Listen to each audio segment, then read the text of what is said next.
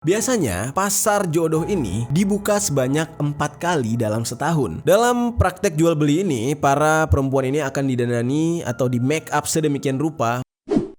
Yo geng! Tekan tombol subscribe geng.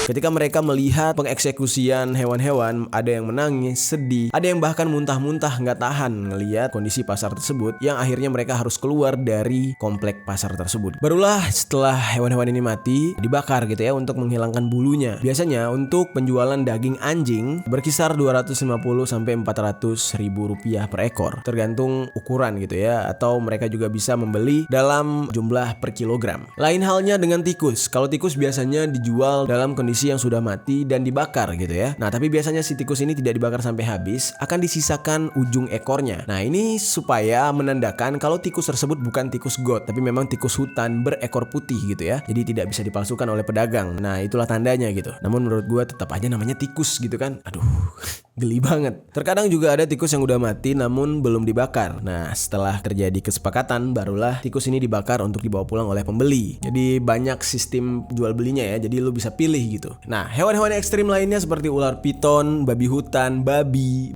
ternak gitu ya, yaki. Nah, itu biasanya dijual dalam kondisi memang sudah mati. Karena kan kalau misalkan kayak babi hutan tuh bahaya. Terus piton juga bahaya kalau masih hidup gitu ya. Dan bahan pangan ekstrim ini bisa kalian temukan di Pasar Tomohon, biasanya itu setiap hari Sabtu dan Minggu. Dan kalau misalkan ya, buat kalian yang penasaran untuk melihat benar gak sih di Pasar Tomohon ini sebegitu ekstrimnya. Dan menurut gue juga gokil juga sih ini orang-orang, apa mungkin bahan-bahan yang mereka jual atau hewan-hewan yang mereka jual ini adalah ternak mereka, karena stoknya tuh banyak banget gitu ya. Kalau kalian gak percaya, kalian tuh harus datang pagi-pagi hari. Nah, biasanya kalau pagi-pagi hari kalian datang, kalian akan melihat dalam kondisi hewan-hewan masih segar dan belum terjual. Kalau misalkan udah kesiangan ya udah ludes kejual, karena memang peminatnya di Sulawesi itu sangat banyak gitu ya, pemakan hewan-hewan ekstrim ini. Dan kalau kalian datang lebih pagi juga kalian bisa melihat proses eksekusinya, geng. Memang ekstrim, geng, tapi ya kita harus menghormati ya yang namanya tradisi atau adat orang. Nah, ini kan adat dari Tomohon, Sulawesi Utara. Ya, kalaupun misalkan kalian ada yang pencinta hewan, mungkin ya kalian bisa memperjuangkan lah ya, agar pasar ini tidak lagi memperjualbelikan hewan-hewan peliharaan atau hewan-hewan kesayangan gitu ya, kayak anjing, terus kucing gitu ya. Untuk hal-hal ini mungkin diperjualbelikan silakan, tapi bukan untuk dikonsumsi. Tidak jarang nih, geng, orang-orang yang datang ke pasar ini, terutama khususnya buat orang turis gitu ya, yang dari luar Tomohon, itu akan merasa mual dan tidak nyaman masuk ke pasar ini. Ketika mereka melihat pengeksekusian hewan-hewan, ada yang menangis, sedih, ada yang bahkan muntah-muntah nggak tahan ngelihat kondisi pasar tersebut, yang akhirnya mereka harus keluar dari komplek pasar tersebut, geng. Dan ini sering banget terjadi. Terlepas dari pro dan kontranya, Pasar Tomohon ini ternyata memang tidak sedikit wisatawan yang datang ke sana atas dasar penasaran atau ingin mencoba masakan ekstrim dari kota Tomohon, Sulawesi ini. Jadi ya tetap ada aja gitu peminatnya ya, bahkan sampai ke mancanegara. Gimana menurut kalian, geng? Apakah kalian tertarik untuk datang ke Pasar Tomohon untuk mencoba daging-daging dari hewan-hewan yang mungkin tidak biasa kalian jadikan makanan gitu? Mungkin buat pengalaman baru, mencoba makanan ekstrim ya, kayak di Thailand gitu ya. Di Thailand kan juga ada pasar ekstrim kayak kalajengking lah yang dijual gitu ya, kelabang dibakar gitu. Gak usah jauh-jauh ke Thailand, ada Pasar Tomohon ya, yang bisa dikatakan mungkin lebih ekstrim daripada pasar yang ada di Thailand. Selanjutnya, Pasar Jodoh Bulgaria.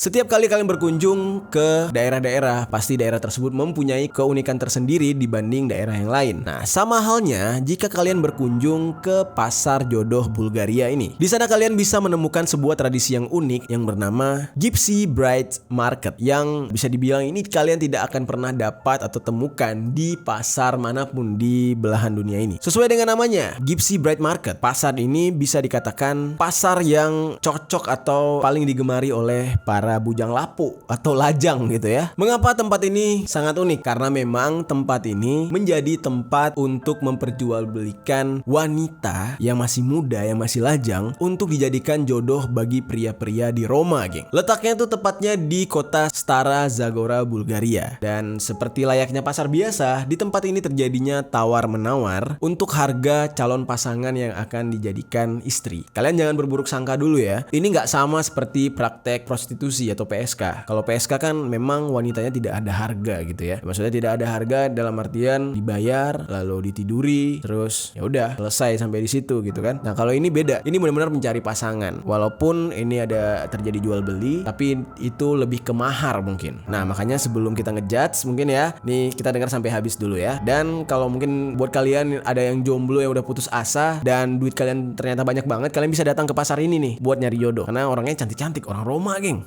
Nah, hal unik ini biasanya dilakukan oleh keluarga dari suku Kalaidzi dan biasanya yang melakukan praktek perdagangan ini itu adalah keluarga yang terlilit hutang atau terhimpit ekonomi. Biasanya pasar jodoh ini dibuka sebanyak 4 kali dalam setahun. Misalnya di Sabtu pertama setelah perayaan Paskah. Pasar unik ini biasanya diikuti oleh ribuan orang mulai dari para perempuan dan si calon suaminya. Nah, setiap keluarga akan membawa anak gadis mereka yang berumur 14 sampai 15 tahun. Jangan salah, dalam praktek jual beli ini gitu ya. Ini merupakan praktek yang bukan atas dasar paksaan karena juga mereka ini udah tahu ini adat dan budaya mereka dan mereka melakukan secara sukarela dan senang gitu ya. Dan juga ya pembelinya juga nggak sembarangan gitu. Biasanya si perempuannya juga berhak untuk bilang enggak atau berhak milih juga walaupun harga yang ditawarkan tuh sesuai gitu kan. Dan untuk perempuan 20 tahunan ke atas itu biasanya tidak akan dijual lagi oleh keluarga karena dianggap sudah terlalu tua dan rentan bercerai gitu ya kalau umur segitu, jadi nggak bisa diatur. Dalam praktek jual beli ini, para perempuan ini akan didanani atau di make up sedemikian rupa menggunakan gaun andalan mereka, perhiasan, dan mereka akan menari-nari di atas kap mobil diiringi dengan musik gypsy. Hal ini dilakukan untuk menarik perhatian para pria Roma yang hadir di sana, geng. Jika si pria merasa ada yang dia sukai, maka dia akan mengajak mengobrol si perempuan tadi. Dan jangan salah lagi, geng, perempuan yang diajak ngobrol tuh nggak cuma berduaan doang, tapi si calon suami ini atau si pria itu membawa keluarganya juga. Jadi benar-benar sistemnya itu ya bisa dikatakan halal lah gitu ya. Jadi ini adalah sistem yang baik, hanya saja dibuat seperti parade gitu ya. Di sana nanti mereka akan ngobrol gitu di hadapan keluarga mereka dan para keluarga juga akan berkenalan. Nah, apabila terjadi kecocokan dari mulai cara berbicara, adat, sopan santunnya, attitude-nya gitu ya, barulah dilakukan negosiasi. Nah, kurang lebih negosiasi ini hanya sebuah bentuk mahar. Namun memang bahasanya perempuannya dibeli gitu, geng. Gadis-gadis di pasar ini itu harganya lumayan sih, geng. Sekitar 39 juta sampai 100 jutaan lebih gitu ya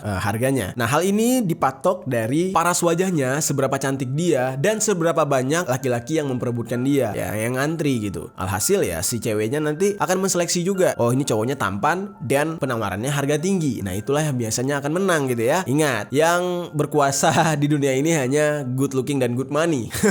Kalau lo nggak good looking, minimal lo good money. Kalau lo nggak good money, minimal lo good looking. Kalau good dua-duanya, very good lah gitu ya. Tancap gas.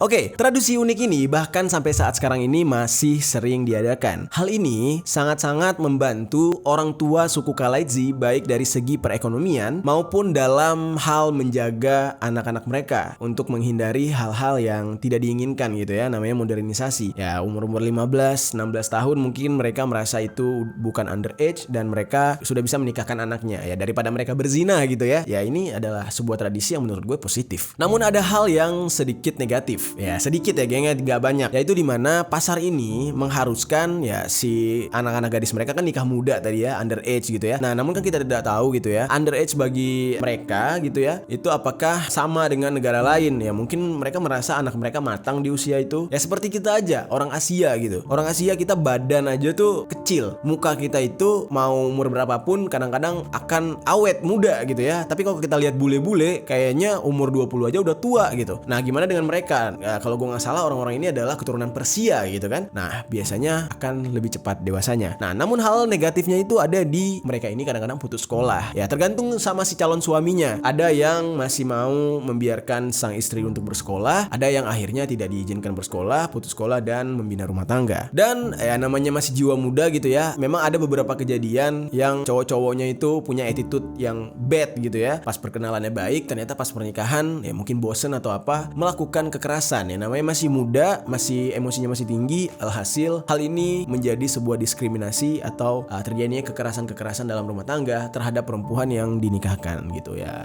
Kalau ini mah nggak bisa kita hindari ya. Jangankan nikah ala gini, nikah yang normal di Indonesia aja itu ya, yang berjodoh atau yang mungkin pacaran bertahun-tahun, tetap ada aja yang namanya KDRT ya. Itu tergantung atau balik ke masing-masing ya nggak geng? Nah selanjutnya pasar unik yang ada di dunia, yaitu pasar pinggir rel kereta api yang ada di Thailand.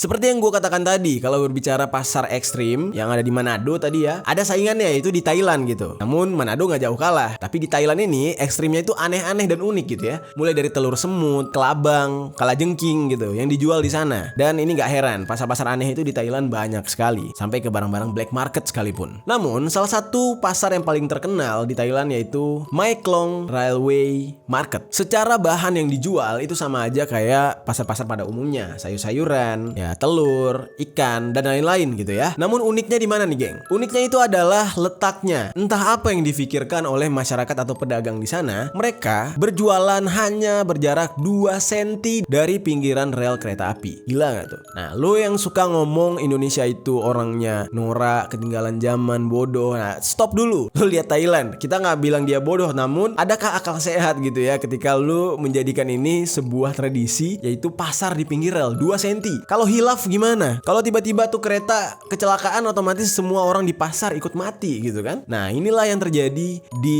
Thailand, tepatnya di pasar Mae Klong Railway Market.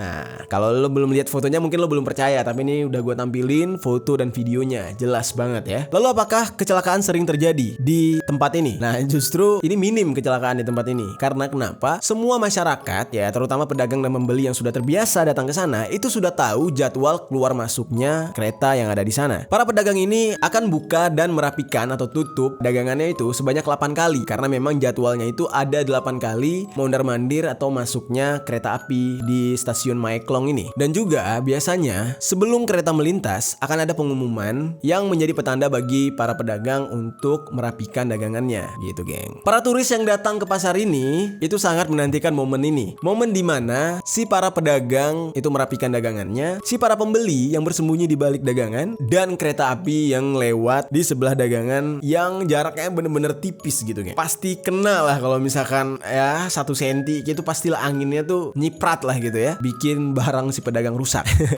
Nah para turis tuh senang melihat hal ini karena memang unik sekali gitu. Namun yang membuat hal ini tidak mengkhawatirkan lagi adalah si keretanya sendiri tuh berdamai sekali gitu ya dengan kondisi yang ada di pasar tersebut. Yang mana kereta ini biasanya kalau lewat pasar tersebut dia pelan dulu geng. Nah setelah lewat gak lama baru tancap gas gitu geng. Pasar tradisional ini terletak di daerah Samut Songkram, dan bisa dibilang ini adalah pasar yang sangat tua, dan bahkan di saat itu rel kereta belum dibuat. Nah tepatnya nih ya, pertama kali dibuka itu tahun 1909 gitu. Ini bener-bener udah jadul banget. Nah that's why mereka tidak mau pindah dari tempat itu, walaupun pemerintah ingin memindahkan gitu ya ke tempat yang lebih aman. Ya mau gimana, ini pasar yang sudah ada turun-temurun, alhasil pemerintah harus mengalah. Gimana geng? Buat kalian, ada yang tertarik untuk datang ke salah satu tempat yang kita sebutkan tadi? Atau mungkin kalian pengen wisata yang lebih deket dulu, yaitu ke Manado, baru ke Thailand, ya kan? Baru setelah itu kalian ke Bolivia tadi, baru ke Afrika. Atau mungkin kalian mau ke tempat yang lebih menyenangkan untuk mencari jodoh, yaitu di Bulgaria. Lumayan, dapat jodoh bule lo pada.